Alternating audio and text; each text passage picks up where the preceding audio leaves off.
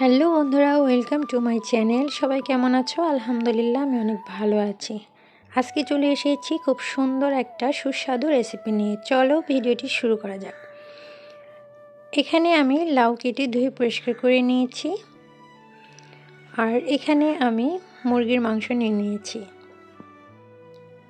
কী কী মশলা লাগবে সেটিও দেখিয়ে দিচ্ছি।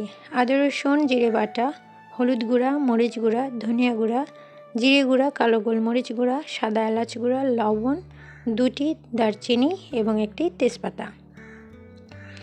কড়াইয়ে পরিমাণ মতো তেল দিয়ে পেঁয়াজ কুচি দিয়ে দিলাম। এখন দিয়ে দিচ্ছি দারচিনি এবং তেজপাতা, সামান্য নেড়ে চেড়ে নেব। এরপর আমি এখানে আদা রসুন জিরে বাটাটা দিয়ে দিলাম। এখন সামান্য ভেজে নিয়ে আমি পানি অ্যাড করে দেব, কেননা পরবর্তীতে যে মশলাগুলো আমি ব্যবহার করব সেটি যেন নিচ থেকে পুড়ে না যায়, এজন্য অবশ্যই অল্প একটু পানি দিয়ে দিতে হবে। এই তো এখন আমি মশলাগুলো অ্যাড করে দিলাম, আর একটু নেড়ে চেড়ে ঢাকনা দিয়ে দিব, দিয়ে আমি মশলাগুলো একটু কষিয়ে নেব। তো যে যেখান থেকে ভিডিওটি দেখছো সবাইকে জানাচ্ছি অসংখ্য ধন্যবাদ। দেখতেই পাচ্ছ আমার মশলা কষানো শেষ। উপরে তেল ভেসে আসলে বুঝতে হবে মশলাটা কষানো হয়ে গেছে। এখন আমি মুরগির মাংসগুলো দিয়ে দিচ্ছি।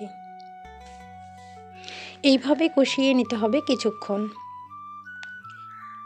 তো প্লিজ কেউ ভিডিওটি স্কিপ করে দেখবে না, অবশ্যই পুরো ভিডিওটি দেখবে, ইনশাল্লাহ তোমাদের উপকারে আসবে।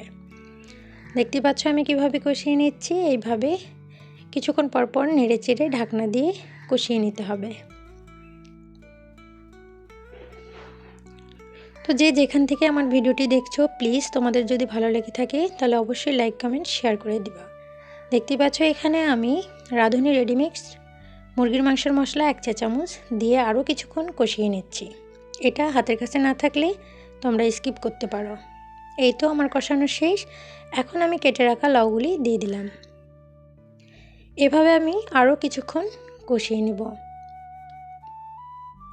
আবারও বলি বন্ধুরা, তোমাদের যদি ভালো লাগে অবশ্যই বাসায় একবার ট্রাই করবা, আর ছোট্ট করে একটা লাইক দিয়ে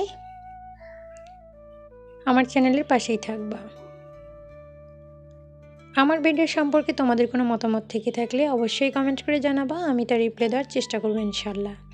কষানো শেষ, এখন আমি পানি দিয়ে দিচ্ছি পরিমাণ মতো।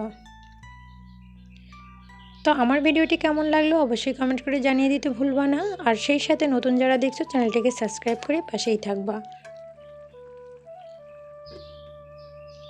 দেখতেই পাচ্ছ আমি মাঝে একবার নেড়ে দিলাম। এই তো আমার রান্নাটা শেষ। এখন আমি ভাজা জিরের গুঁড়া 1 চা চামচ দিয়ে দিলাম। এখন ঢেকে রেখে দিব কিছুক্ষণ, আর এই তো ফাইনাল লুক। তো এতক্ষণ পর্যন্ত ধৈর্য সহকারে যারা ভিডিওটি দেখলে সবাইকে জানাই অসংখ্য অসংখ্য ধন্যবাদ। সেই সাথে দেখা হবে নতুন কোনো রেসিপি নিয়ে। সে পর্যন্ত সবাই ভালো থেকো, সুস্থ থেকো। আল্লাহ হাফিজ।